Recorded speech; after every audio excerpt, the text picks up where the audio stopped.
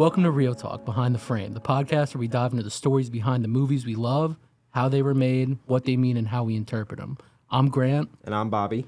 And we have our friend, our guest, Dakota, with us today. Say hello, Dakota. Hello. Would you mind introducing your expertise on films and what you have done? Oh my goodness. That is maybe over-explaining it a little bit, but I did used to work on film. I was in the film program at Cape Fear Community College, and I worked as a grip and a rigging grip for, I'd say, like 10 months in total was the time that I worked on the movies, and I was in school for about 6 months before that working on sets. I did get to work in the G&E department for a good amount of time, got to see how, I think the name of it's changed now, but the film studio we have in Wilmington, it was called Screen Gems when I worked there. Work as a rigging grip there, and then worked on a Netflix production that was offsite as well, and then worked on a few independent movies, and then obviously some student projects while I was there. What was that? Was that Netflix film, the one with Emma Roberts? No, so that was the movie that I worked on in Raleigh. That was an independent movie that came out a little bit after. I think it's released on like streaming platforms. I think it's on like Hulu now. So you know movies. Yeah, extensively. Also a huge movie watcher, of course. As you know. That's why we're here. Over the next few episodes, we will be breaking down a few films that have stuck with all of us, not just for how they were made, but also how they made us feel. This is episode 1, and today we're going to be kicking things off with one of the most mind-bending cult classics of the early 2000s, Donnie Darko. Donnie Darko was made in 2001, directed by Richard Kelly. The cast includes some stars with their early debuts like Jake Gyllenhaal, his sister Maggie Gyllenhaal, Drew Barrymore, and also Seth Rogen, which this is actually his film debut. And even Patrick Swayze joined up in this cast. So now, during this movie, a teenager named Donnie Darko sleepwalks out of his house one night and sees a giant, demonic-looking rabbit named Frank, who tells him the world will end in 28 days. When Donnie returns home, he finds that a jet engine has crashed into his bedroom.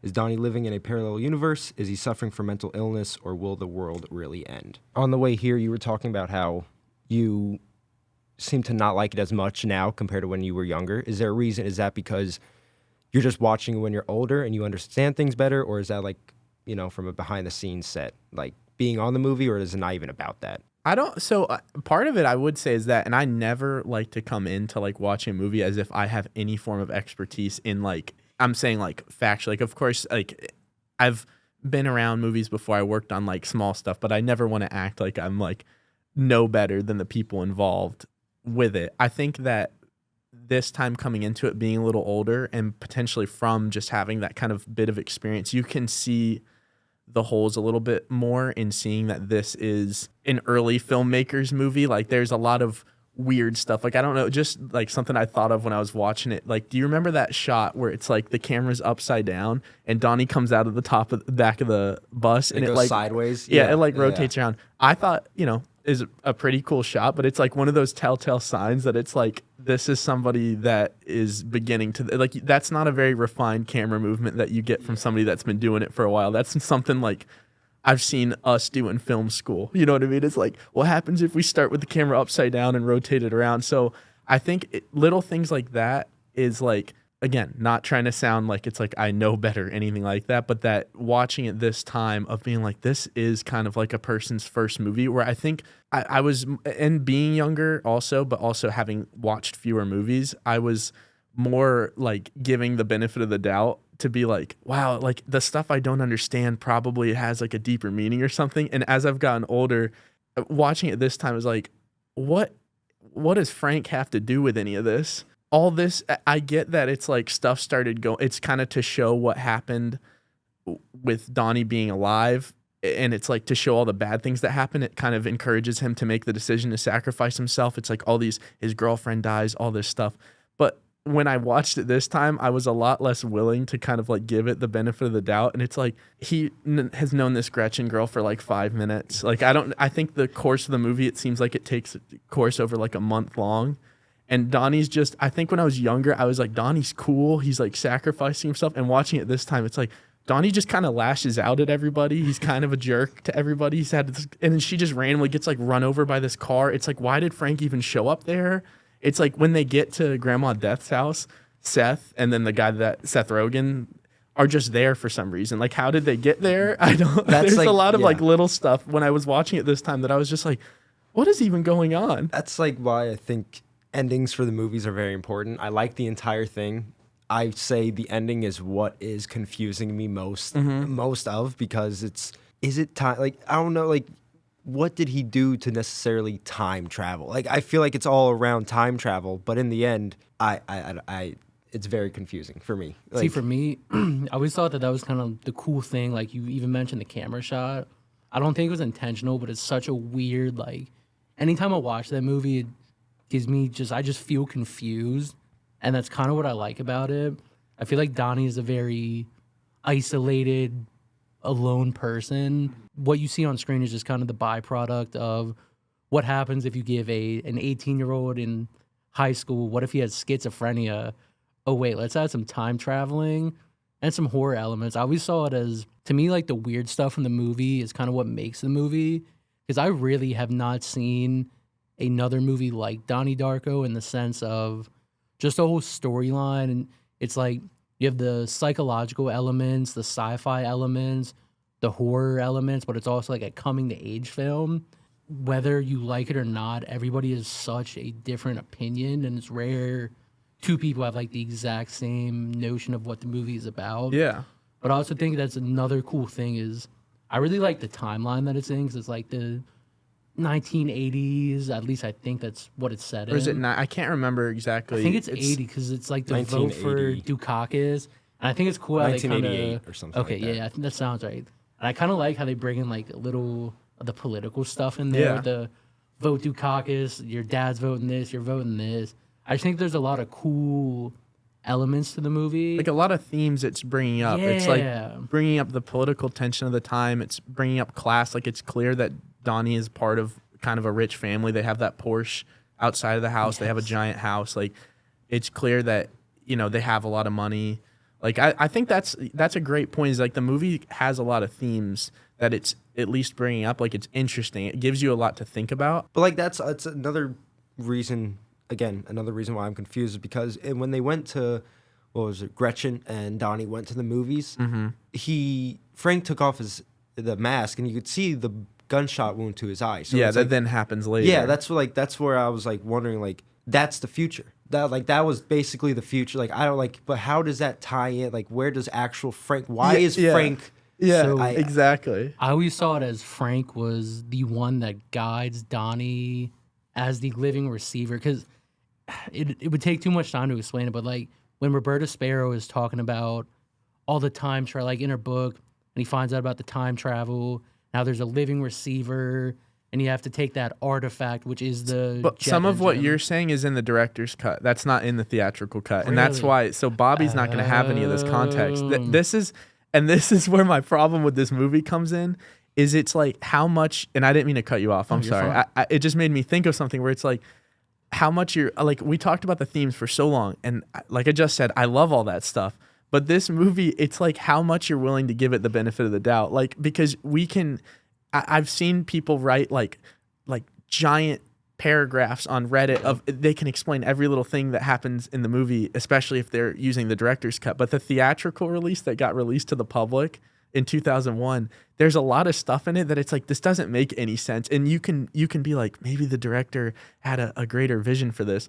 And I'm not trying to talk trash on this guy, but if you look at his future They're horrible. filmography, He has nothing else. he hasn't made anything else besides this. So it kind of makes you wonder if it's one of those situations where it's like he almost got lucky. It almost reminds me of like George Lucas with the first 3 Star Wars movies, and then he does 1, 2, and 3 like the prequels, and you're like, what is this? Like it makes you wonder if this everything lined up and he just got really lucky for 3 movies like George Lucas. And then in this case, is it Richard Kelly? Is that his Yeah, name? I'm looking at his. That it's like, did Richard Kelly just get really lucky? Because it Like seems he found the right actors at the right time. Like Yeah. they probably didn't cost much. Like because like a 4.5 million budget, that's probably one of those person's salary to Yeah. be on a movie now. Yeah, like easy. like that like. And that's not just accounting for inflation. Like Yeah. even if you move it forward inflation, this is a very cheap movie, which is very impressive and very cool. I just think it's funny because when I was younger, this is kind of like what I didn't get into earlier. When I was younger, I was a lot more willing to give movies like when I didn't understand something, my assumption is like oh my God, I'm just dumb. You know what I mean? Like, I'm Yes. sure there's a reason that this happened. I just didn't catch it. And I'm still really dumb. I haven't gotten to 25 and gotten any smarter. But I guess I just have less patience for like giving them the benefit of the doubt. And when I think about the things with Frank, it's like, why was Frank there? Why were Seth and Seth Rogen there? Why is he wearing a bunny outfit? Why is he wearing a bunny outfit? Why is he the person that Donnie sees throughout the movie that leads him to do this stuff, talking in a creepy? And when I was a kid, I was like, it must just be something I don't understand. Yeah. And I've heard this receiver stuff before, and I do want you to talk about that because I didn't mean to cut you off from that. But I think some of it, like I said, when I was younger, I was willing to be like, I don't understand this. As me at 25 right now, watching it this time, like I watched it with my girlfriend this time, and she went, why did this happen? I went, because it's dumb. I was like, because the movie's dumb and it doesn't make any sense. Even like the cellar door scene, like when Drew Barrymore, I'm sure you remember that. Donnie walks into the classroom in the room, cellar door is written on the chalkboard. And Donnie's then like, what is that? She Like, said it's the most beautiful phrase in the English language, but then it also ties in because in the final scene, when Seth Rogen and Seth are there, they're by the cellar door. So it's like, is Drew Barrymore a part of this time travel? Is this just some random shit that Richard Kelly threw in to be like, let's see if people like, think I'm smart? I don't know, that like, type of but deal? like I feel like it probably did better later on because it was trying to be different, and at a point, everybody saw the same thing for so long when they, somebody just decided to buy this DVD, and it was like, oh, we got something different, but it was made a long time ago. But even I feel like it was a good job of each character portraying like a real life character, like those, like the conservative parents that didn't discipline Donnie at all or anything. And then like, obviously me and Dakota don't know this because we didn't go to a regular high school, but that English teacher, like she's weird. Like she's like You're talking about Drew Barrymore's character? Yeah.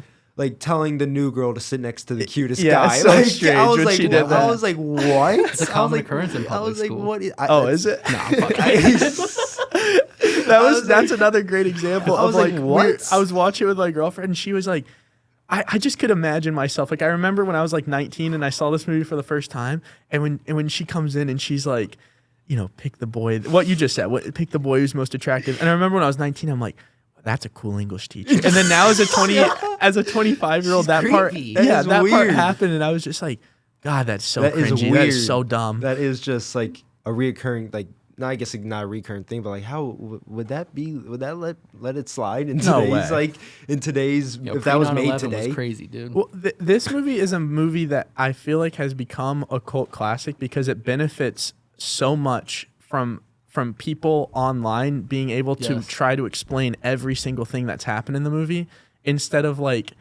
I think that it would be easy to assume that a lot of the stuff that happens that doesn't make sense just is dumb, which is one thing that I think would be fun at the end of episodes, because I think that what is so terrible is like movie scores and assigning a number to a piece of art. So Yes. I just said that. You know what I love doing? What do you love doing? Assigning a number to a piece of art. Wouldn't it be so fun if we all gave this movie a 0 out of 100 and tried to give a number to a piece of art? I'm completely fine That's with a that. I great love idea. grading. I love think it's so grading. fun because I acknowledge that it's ridiculous, but at the same time, every time I finish a video game, a book, a movie, I always like, it's like a 70. You know what I mean? Like it's like you get through 500 pages and you're like, that was so beautiful. It's like 86 though. It's 86 for sure. 0 is like I can't. Okay. I gotta get away from. I this. can keep them. It's not awful. I'm not like let me change it. Well, 62 sounded kind of fair. Yeah, but I feel like if that's the case, 51 just to have it on. I don't want it on to just be on. If it's on, I'm going to be watching it. So I'm only going to move it up to like a 70. Like not much. Flat 70? Flat 70. Okay. Flat I can get 70. behind that. I Let like me that. also add, this movie, I tried watching this with my girlfriend recently. Uh-huh. This is not a movie to show to a loved one. Let me say that. I've never had to answer that many questions. I was about- gonna say, is it I because it about was to say just like, asking what a is lot? going Yeah, on? like, but I will give a benefit of the doubt because usually there are within the movies, if you're watching it with your significant other and they're one of the people that like, why is this happening? Most of the time I'm like, just give it about 30 seconds and the movie will answer it for you. Yeah. This movie doesn't do that. I was gonna say with this Yes. movie, you give it 30 more seconds. She's like, And I you're don't more even. confused. It's going to be another question because so I do get that, but like, oh my God, you can't. No. If you care about somebody's opinion and you'll be hurt by opinions easily, do not show this movie to them. Yeah, because they might hate it. And you might hate them for hating what Exactly. you love. So 88.7. This right here, so I'll close us out with the score. I think this is what the funniest part about numbering movies is because it sounded like if you listen to this whole podcast and you hear Grant talk about the movie and you hear me talk about a movie, you would think I hate it and Grant loves it. Yes, you're ready. Off the top of my head, I would give the movie, I think when I watched it, I think it's about like an 87. So we're 0.7 points off, or Yep. no, like 1.7 points off. That's what makes it so funny because I actually do like the movie. When me and my girlfriend, every time we finish a movie or a book or something, we'll turn to each other and just give it the number. And when I watched it, I think I watched it 2 days ago, I turned, I was like 87. She's like 86. I'm like, pretty good. It's very fair. So I had all this shit to talk about it, but I'm like 87. I liked it a As much as lot. I love it, anytime I watch this movie, I'm like, I won't say hate, but I've never loved and hated a movie. So you could tell, like you said, Richard Kelly, this is obviously his directing debut, and it really shows with that quirky ass camera work. Even though he didn't direct cinematography, there's just so many unanswered variables that make me angry, but that also makes me love the movies. Like you said, you have to be an evolved human. You can't have TikTok brain and watch this And movie. I think to the criticism I said earlier on Richard Kelly saying this is like a film school ass movie, I was just a part of a movie when I was in film school. It's got a 17 on Rotten Tomatoes. and that's probably higher than it should be. So Richard this Kelly- is none of this is to say Richard Kelly is not an advanced Homo sapien. You know what I'm saying? Like this is a legit guy. He's 10 times the man I'm ever gonna be. Richard Kelly, we love you. I think we've also made the recurring decision or the group decision to have Dakota as a reoccurring guest. I'd love to. Anytime I can, I'd love to. I guess the next movie is gonna be a mystery. This is Mystery This is movie. it for episode 1 of Real Talk Behind the Frame with Grant and Bobby, and our reoccurring special guest Dakota Omer. Wow. We'll see you guys later.